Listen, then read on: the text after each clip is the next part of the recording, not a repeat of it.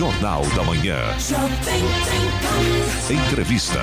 Muito bem, que nos estuda a presença hoje de Fernando Haddad, ele que é professor da USP, foi ministro da Educação, também prefeito de São Paulo e candidato à presidência da República e hoje também é político, advogado, ex-prefeito de São Paulo e agora também está aqui como pré-candidato ao governo do Estado. Fernando Haddad, bom dia, seja muito bem-vindo ao microfone da Rádio Jovem Pan. Muito bom dia, Clemente, bom dia a toda a equipe aqui da Rádio Jovem Pan, bom dia aos ouvintes, é um prazer estar aqui no Vale do Paraíba, já pelo segundo dia, chegamos bem cedinho ontem aqui, visitamos ontem 10 cidades. 10 cidades. Pretendemos visitar, vamos visitar 10 cidades, ontem 6, hoje 4. 4, né, isso. E recolhendo subsídios para a gente fazer o nosso plano de governo para apresentar o ano que vem. Aliás, então, bem acompanhado, feliz, né, o Fernando Haddad, com o pré-candidato aí também a deputado Wagner Balieiro, que tem uma história muito boa aqui em São José dos Campos na política local. Sim, e estamos também com o pessoal da direção do PT, estamos com o ex-prefeito de Osasco, Emílio de Souza, que é deputado hoje, estadual. Isso. Estamos com o Carlinhos, que foi prefeito de São José dos Campos. Enfim, estamos com uma turma boa justamente para aprofundar os estudos sobre a região, para falar para a população ano que vem como é que nós vamos ajudar a desenvolver o Vale do Paraíba. E também conhece o professor de imprensa, o Núzio também, que tem uma história bacana de jornalismo, né? Passou por todas as redações que você pode imaginar. Interessante, seja bem-vindo, Núzio. Começar agora falando aqui sobre política, essa polarização que existe no país. Você está preparado, lógico que está, mais uma vez, né? Você que foi candidato à presidência, quase chegou lá também. A política realmente prega surpresas boas e às vezes não tão boas, né, Haddad? Olha, infelizmente nós estamos numa quadra ainda muito difícil, né? A população está sofrendo muito. Eu nunca imaginei que o Brasil, depois do que nós vivemos, eu era ministro da Educação por 7 anos, ver o povo comprando osso de segunda. Isso aí eu nunca imaginei ver mais. Eu imaginei que o Brasil tivesse virado a página da fome e que a questão do desemprego e a questão da educação estavam bem equacionadas, com a abertura das oportunidades para a juventude estudar nas melhores universidades, que nós abrimos, inclusive aqui no Vale do Paraíba, várias instituições de ensino da rede federal. Os institutos federais, que vocês conhecem, né? Sim. Muito bem, Jacareí, São José dos Campos, Caraguatatuba, Campos do Jordão, e a Universidade Federal de São Paulo, que veio finalmente para cá depois de décadas de reivindicação de ter uma universidade federal aqui na região. E o emprego, nós estávamos com pleno emprego no Brasil até final de 2014. Aí veio a crise política, e a crise política, ela é um problema grave. Quando um país entra nessa rota da briga política, porque uma coisa é a disputa, isso é saudável para a democracia. É que nem um campeonato de futebol, cada time entra em campo, faz o seu melhor, e quem ganhar o campeonato ganha a taça. Outra coisa é rixa política, de briga de arquibancada, briga no campo, juiz ladrão, aí não dá. E foi isso que aconteceu no Brasil, e nós temos que parar com isso e restabelecer a plena democracia no Brasil. Porque só a plena democracia, o respeito mútuo, o respeito à diferença é que vai nos fazer retomar o caminho do desenvolvimento. Giovana. O senhor acha, Haddad, que vai ser um pouco mais difícil a disputa nessas eleições, eu digo do partido PT, depois de tudo que aconteceu com o ex-presidente Lula? Foi preso, né, ficou na cadeia, depois foi inocentado, enfim. Isso não vai atrapalhar um pouco essa campanha? Aproveitando o gancho da Giovana, Fernando Haddad, como é que você avalia para o ano que vem? Será que alguma coisa nova pode acontecer na justiça brasileira para prejudicar o Lula também? Como é que você avalia isso hoje? Olha, eu acho o contrário, Giovana. Eu acho que o pior momento da história das eleições presidenciais foi 2018. Porque, veja bem, eu era vice na chapa do Lula. O Lula era o titular, eu era o vice.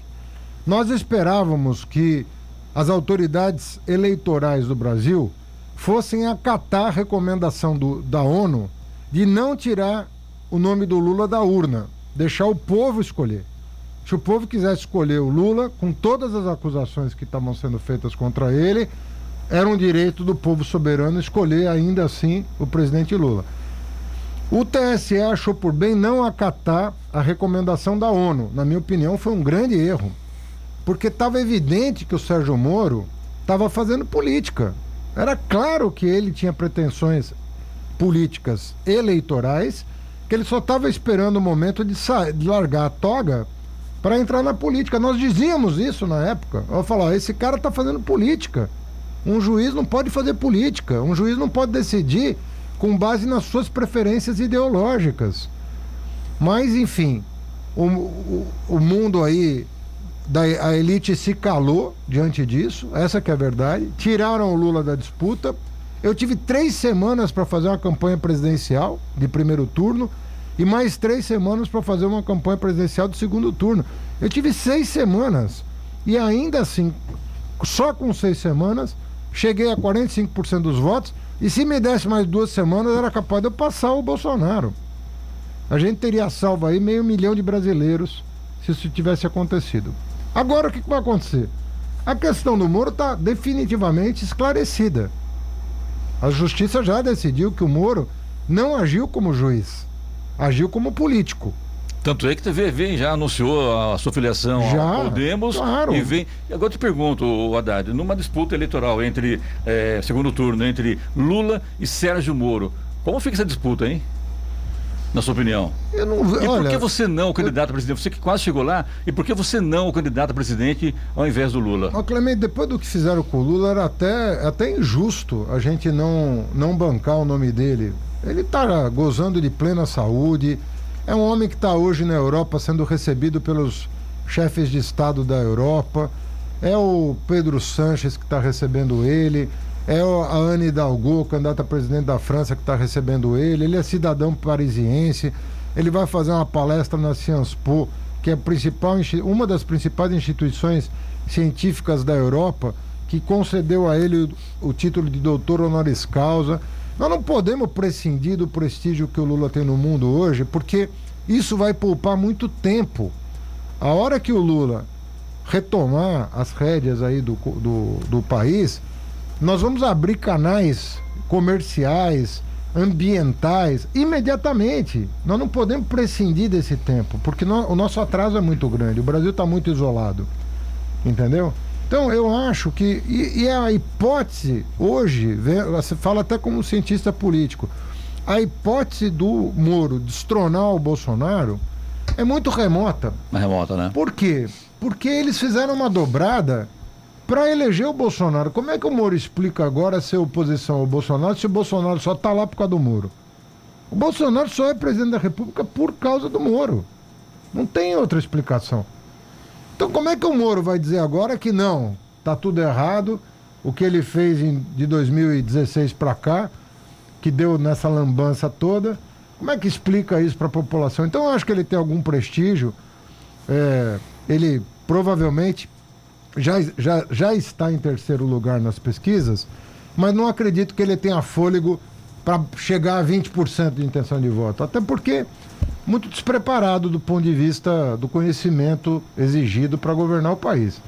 Aí a pessoa vê o Bolsonaro e fala, Bolsonaro é mais despreparado que eu. Mas nós não podemos tomar o Bolsonaro como régua de preparo, né? Até porque ele dizia em 2018 que ele não sabia nada de nada. Ele nunca mentiu sobre isso. Mas nós temos que virar a página. Vamos botar alguém que sabe tocar o país. Não é assim. O Brasil é muito grande, muito importante para o mundo. Saindo da esfera federal, Fernando Haddad, entrando para a esfera estadual. A sua disputa para o governo de São Paulo. Está preparado para ser o governador de São Paulo? Aliás, eu quero aproveitar. É vontade sua ou do partido? Então, vamos lá. Em primeiro lugar, voltando para a metáfora do futebol, eu sou uma pessoa que jogo num time. Eu tô 40 anos lutando no mesmo time. Eu não sou cara que fica mudando de partido. Qual a sua idade? Desculpe a pergunta. Eu tenho 58 anos. 58? Tá, ok. Eu tô praticamente desde a fundação do PT. Pouquinho depois da fundação do PT, eu já comecei a militar no movimento estudantil. Fui presidente do Centro Acadêmico 11 de Agosto, que é muito tradicional lá da Faculdade de Direito da USP. Fiz carreira acadêmica, depois de Direito estudei Economia, fiz o mestrado em Economia, doutorado em Filosofia, de maneira que eu sempre me dediquei a estudar o Brasil, as humanidades e a contribuir, na medida das minhas possibilidades, com ideias que pudessem ajudar as pessoas a progredir na vida. Eu, como ministro da Educação, eu acho que não tem paralelo na história o que nós fizemos para dar oportunidade para os negros, para os pobres, para os periféricos, chegar numa boa universidade, obter o primeiro diploma universitário, às vezes da família, às vezes do bairro inteiro. E isso é o que muda a cara de um país. Você permitir que quem veio lá de baixo possa, com o seu esforço e capacidade, sonhar com uma vida melhor. E a educação, vocês sabem que é um instrumento de transformação revolucionária, porque ela muda para sempre a vida de uma família. Então eu tenho uma obsessão com a educação, uma loucura pela educação. Eu adoro ser professor, eu adoro dar aula, eu adoro estudar, eu adoro escrever. Estou terminando um livro... Adora o salário também, André, professor? Rapaz, aí né? A parte difícil da vida do professor é que o Brasil ainda não aprendeu a valorizar o professor. Exatamente. Eu criei, isso. quando eu era ministro, o Piso Nacional do Magistério. Entendeu? O Piso Nacional do Magistério é um salário mínimo para o professor do Brasil, que equivale a alguma coisa em torno de 3 salários mínimos. Ou seja, não importa onde a pessoa pode estar lá no interiorzão do Piauí, não pode ganhar menos de 3 salários mínimos se for professor. Foi um primeiro movimento a favor dos professores brasileiros. É o suficiente? Nunca será, mas é um esforço e é uma sinalização. Então eu, conforme eu disse, eu jogo num time. Eu fui ministro da Educação 7 anos, eu não saí candidato a nada enquanto eu estava lá. Eu não era daqueles que assumia o cargo e ficava pensando na eleição. Eu fiquei até concluir um trabalho. Aí eu fui convidado pelo presidente Lula e pelo PT para ser candidato a prefeito de São Paulo. Na época, para enfrentar o José Serra, que estava no auge da carreira. Tinha sido candidato a presidente 2 anos antes, ganhou da presidenta Dilma na cidade de São Paulo, e eu fui lá e ganhei dele. Depois aconteceu toda essa confusão com o PT, que foi um horror, mas eu também me coloquei à disposição do partido no momento mais difícil da história do partido. 2016, 2018, olha, não era fácil fazer campanha com a estrela no peito. Não era fácil. Eu até quero fazer um gancho também aqui. Portanto, eu acho o seguinte, se você está num time e a pessoa fala assim, Haddad, vamos conversar. Agora você tem que jogar de centroavante. Eu jogo de centroavante. Agora, eu acho que uma coisa que você deve para a população é preparo. Porque é um pouco irritante ver como as pessoas acham, sabe, que se para jogar bola você exige que o cara vá aos treinos, quando um jogador de futebol falta nos treinos, sai da concentração, vai pra balada, a gente não reclama, pô, o cara tá com a camisa da seleção brasileira, ao invés dele tá treinando aqui para fazer bonito, ele tá brincando. Do mesmo jeito na política, as pessoas precisam estudar, precisam trabalhar, precisam ler, precisam se aprofundar, precisam discutir com a comunidade, precisam falar com as lideranças, porque senão vira essa coisa amadorista, entendeu? Ah, cheguei aqui, agora que eu vou ver o que eu vou fazer, agora que eu tô eleito que eu vou ver o que eu vou fazer. E tem gente que nem isso faz. Tem gente que se elege e no dia seguinte, ao invés de governar, tá pensando qual é a próxima campanha que vai fazer. Eu não acredito nesse tipo de política. Acho que o Brasil não vai para nenhum lugar, nem com amadores, nem com oportunistas. Deixamos aqui um break comercial aqui agora, Fernando. Vou pedir um tempinho para você, por gentileza. Eu quero dizer bom dia também ao Wagner Balieiro, né, Wagner? Seja bem-vindo mais uma vez. Obrigado aí por entrar em contato conosco aí para meter. Precisamos levar o Fernando Haddad da Rádio Jovem Pan.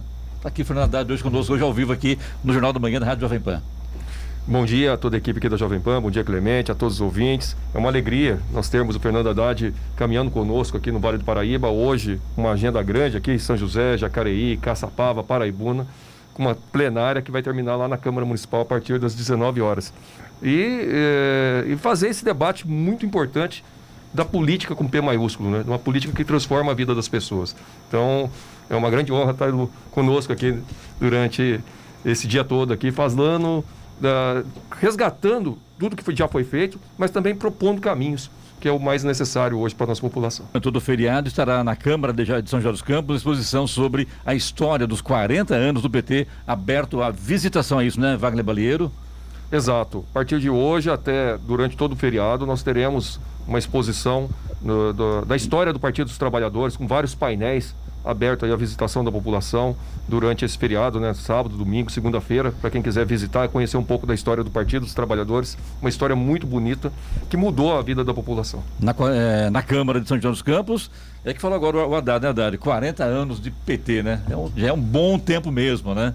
Pois é, nós temos. Eu sei que as pessoas, se você perguntar para o brasileiro em geral se ele confia em partido político, 70% vai dizer que não confia.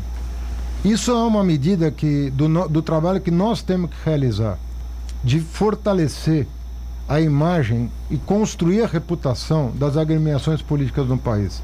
Tanto de direita, quanto de esquerda, quanto de centro, não vem ao caso. O que vem ao caso é você auxiliar o cidadão a, quando escolher o partido da sua preferência e votar, saber no corpo de ideias que ele está votando, na visão de mundo que ele está votando. Isso é papel da classe política construir. Obviamente que a classe política brasileira não está fazendo um bom trabalho nisso. Porque senão nós teríamos 70%, 80% das pessoas com alguma preferência partidária. E é exatamente o contrário. É isso que eu ia te perguntar. As pessoas hoje votam, por mais que tenham os partidos para você, ou é o PT, ou é o PSDB, ou é o Podemos, ou é o PL, enfim, qualquer partido, mas o que a gente observa muitas vezes é que o eleitor, ele vota muitas vezes na pessoa. Exatamente. E não na sigla. Mas isso é uma expressão do subdesenvolvimento da política brasileira. Porque no mundo, as pessoas, você facilita a vida do eleitor quando ela conhece a visão de mundo daquela agremiação e se torna uma pessoa mais fiel àquelas ideias e pode até mudar ao longo da vida. Mas não mudar como hoje a gente muda de candidato, como quem muda de camisa. Você muda a partir de uma reflexão mais profunda que você faz sobre como a sociedade tem que se organizar. O PT tem essa vantagem. Por que ele é o partido de maior preferência? Porque ele segue uma linha. Quando você segue uma linha, você constrói uma reputação. Agora, os outros partidos estão deixando a desejar nesse sentido. Você não sabe muito bem o que cada partido pensa. Você viu o Bolsonaro? Ficou 2 anos sem partido. Agora vai entrar no principal partido do Centrão, que ele estava até outro dia dizendo que só tinha ladrão. Então, as pessoas vão perdendo. Hoje é o PL do Valdemar Costa Neto, que é de Mogi das Cruzes, e o PL, que na época era PSL, que também estava também naquela discussão do mensalão, na época lá do Lula e tal. Realmente a coisa foi muito Roberto Jefferson. Então você vê que é um pacote meio complicado, né? Esses partidos mais fisiológicos, eles sempre fizeram parte da vida política nacional, mas nunca foram protagonistas, nunca foram importantes. Porque eles eram, vamos dizer assim, uma espécie de reminiscência da ditadura militar. Era o que sobrou, as sobras da ditadura militar. Então eles ficavam ali no Congresso Nacional mais atrapalhando do que ajudando. E agora eles tomaram o poder no Brasil, esses partidos. Quem está mandando no país hoje é o Roberto Jefferson, que está preso, é o Valdemar da Costa Neto, é o Ciro Nogueira. Essa gente é que está mandando no país hoje. O general Heleno falava que essa turma, que o Brasil tinha que se livrar dessas pessoas, que o Bolsonaro representava o novo, imagina. E aí, o que você vê agora? Todo mundo dando sustentação para a reeleição do Bolsonaro em troca do quê? Emenda do orçamento secreto. Ou seja, estão tirando dinheiro do povo para dar para deputado do Centrão. Quando você fala hoje, você é advogado, formado pela USP, político, professor, quando você fala em liberdade de imprensa e liberdade de expressão, você é a favor ou não da regulação dos meios de comunicação, como comentou há pouco o Lula num discurso? O que você fala sobre isso? Tem muita confusão sobre isso. A melhor coisa que a gente pode fazer é esclarecer as pessoas sobre o que significa. Muitas vezes, a falta de regras prejudica a liberdade de imprensa e a liberdade de expressão. Vou dar um exemplo. Tem algumas cidades do Nordeste em que uma família é dona do jornal, da rádio e da TV. Isso nos Estados Unidos não pode. Não pode. Numa cidade do interior do Maranhão, uma família ser dona de tudo. Por quê? Porque colide com o princípio da concorrência. A concorrência, ela é essencial para garantir a liberdade de expressão. Jornal, aliás, rádio e televisão são concedidos pelo governo. Exatamente. Jornal não, jornal não. já é uma empresa praticamente privada, né? É isso, mas por exemplo, tem tanto na Alemanha, quanto na Inglaterra, quanto na França, Espanha, Portugal, Estados Unidos, tem uma regra o seguinte, por exemplo, na mesma cidade, se tem uma rádio de grande audiência e uma TV de grande audiência, essas duas empresas não podem ser do mesmo grupo familiar. Por quê? Para garantir que haja o mínimo de concorrência entre rádio e TV e você abra o microfone para mais vozes. Porque senão acaba acontecendo, Clemente, o que acontece... Você veja a quantidade de político que é dono de rádio, é proibido isso por lei e eles burlam a lei. A quantidade de deputado que no fundo, bota um laranja lá, mas é ele que é o dono da rádio. E aí o que ele faz? Ele faz campanha política 24 horas por dia, em nome próprio, entendeu? Ele fica falando do que ele fez. Enquanto, primeiro, nem sempre o que ele fez é verdade, ele fica inventando história. Segundo, que ele não dá espaço para quem se opõe a ele apresentar sua plataforma para a população, porque o soberano é o povo. Quem tem que decidir quem é o melhor é o povo. Agora, para o povo decidir quem é o melhor, ele precisa estar informado. E se ele não estiver bem informado, ele vai decidir com base em quê? Então, quando a gente fala de liberdade de expressão, a gente tem que tomar muito cuidado, sobretudo no interior do Brasil, onde tem o voto de cabresto até hoje, que é a manipulação das informações em proveito de uma família que está há 150 anos mandando naquela região. E aí dá num congresso que ninguém entende como é que aquele congresso se constituiu. Você perguntar para a população, você gosta do congresso? 80% vai dizer que não. Mas quem botou os caras lá? Então olha o paradoxo. Tem sentido, né? O eleitor que botou o cara lá, quando olha o resultado, fala, mas o que é isso aqui? Quer dizer, deveria ser o contrário, né? Se o povo botou o deputado lá, deveria ter orgulho do seu próprio deputado, e não tem. Por quê? Como é que você analisa, Haddad, os senadores terem o mandato de 8 anos? Você acha justo isso? Olha, tem pai... O deputado são 4 anos. Tá ruim, se troca, manda embora e tudo bem, né? Ou não, né? Agora, o senador já é mais diferente, é mais difícil, porque ele foi eleito, são 8 anos ali, né? 8 anos com o cargo dele seguro, por lei, inclusive, né? Você sabe que o chamado bicameralismo, né? Que você tem... O Congresso tem 2 casas, né? Isso não é muito comum no mundo. Não é muito comum você ter 2 casas. Sim. Nós adotamos aqui as 2 casas... o Congresso ter Senado e Câmara, porque nós adotamos o princípio federativo, que é o contrário do Estado unitário, né? O princípio federativo é de cada Estado tem que estar representado no Congresso Nacional. E por conta disso é que se gerou uma segunda casa, que é o Senado Federal, com mandatos alternados. Você troca 2 senadores numa eleição e um na outra. Portanto, mandatos de 8 anos. Sim. Isso foi um acordo na proclamação da República para a gente sair da monarquia e ir para a República Federativa. E ficou. E agora, para você mudar isso aí... Tem que ter uma reforma. Não, você já imaginou, você convencer... Não, veja só, como é que você vai convencer hoje os 81 senadores a abrir mão de 4 anos de mandato? Para votar contra eles, Para votar contra eles. Não tem sentido, né? Esse é o problema. Tem regras que quando você estabelece, é muito difícil voltar atrás. Essa do Senado é de 1889, né? Exatamente. Na verdade, a Constituição de 1891, que foi a primeira Constituição republicana brasileira. Quando o papo é gostoso, é bom, o tempo passa muito rápido, né, Haddad? E a gente quer falar com você hoje, você vai estar também em Jacareí, Paraibuna, Caçapava e vai rodar em São José também. Você vai rodar mais de 600 municípios.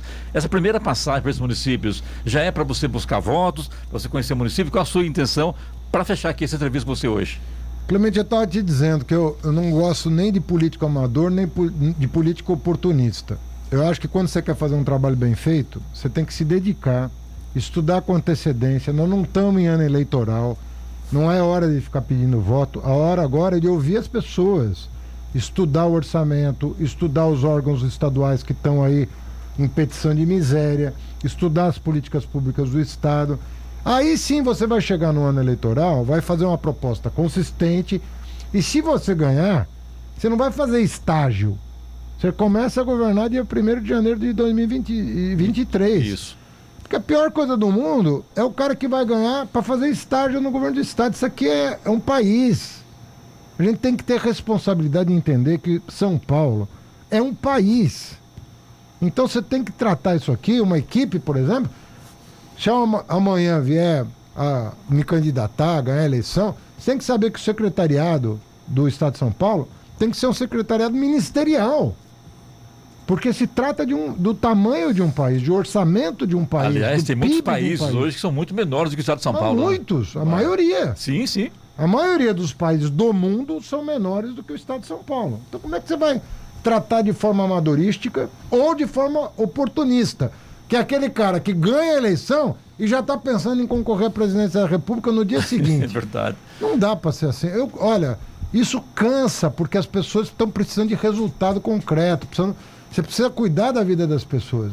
O Estado, ele tem gente que fala, não, o Estado só atrapalha. Não é verdade. O Estado, bem conduzido, ele ajuda inclusive o setor privado. Com certeza, né? Entendeu? Quando ele é bem feito, ele faz parceria com o setor privado. O ProUni, por exemplo, não é uma parceria público-privada? Quando eu lancei o ProUni, todo mundo queria matar a gente. Cara, que é isso? Tá aí os bolsistas, são mais de 1 milhão de bolsistas aqui no estado de São Paulo. 1 milhão de jovens que mudaram de vida por causa de um programa. Só me resta agora te agradecer, de coração mesmo, sua vinda aqui à rádio. Seja bem-vindo sempre, muito obrigado. E tenha uma boa sorte na sua carreira política aí. Muito obrigado, Clemente. Obrigado a toda a equipe da Jovem Pan. Obrigado, Giovana. Obrigado, ouvintes, que nos aguentaram até aqui. Uma alegria estar aqui com vocês. E eu vou estar circulando aqui o dia todo. Quem sabe eu esbarro em alguém aí e a gente conversa. Então tá bom. Muito Palheiro, obrigado. mais uma vez, obrigado a você. Sucesso. Seja bem-vindo sempre. Eu que agradeço a oportunidade da gente ter a presença do Fernando Haddad aqui, junto com todos os ouvintes. Obrigado mesmo.